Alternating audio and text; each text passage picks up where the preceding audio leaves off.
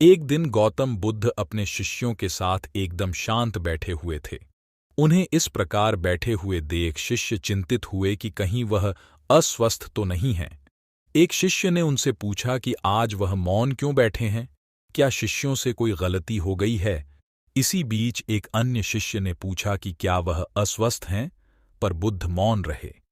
तभी कुछ दूर खड़ा व्यक्ति जोर से चिल्लाया, आज मुझे सभा में बैठने की अनुमति क्यों नहीं दी गई है?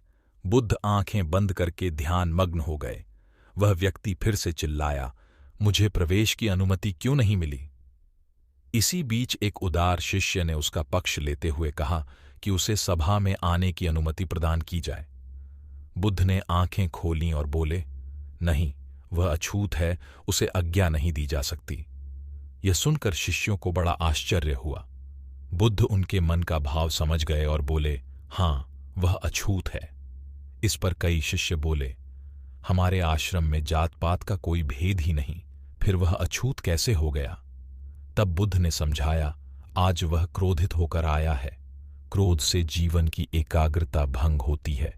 क्रोधी व्यक्ति प्राय मानसिक हिंसा कर बैठता है, इसलिए जब तक वह क्रोध में रहता है तब तक अछूत होता है।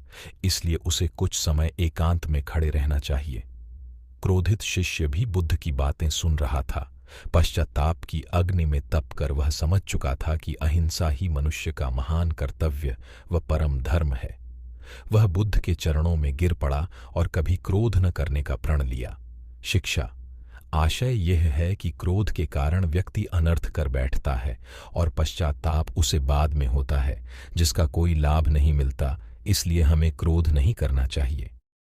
असल मायने में क्रोधित व्यक्ति अछूत हो जाता है और उसे अकेला छोड़ देना चाहिए। क्रोध करने से तन, मन और धन तीनों की हानि होती है। क्रोध से ज्यादा हानिकारक कोई और वस्तु नहीं है।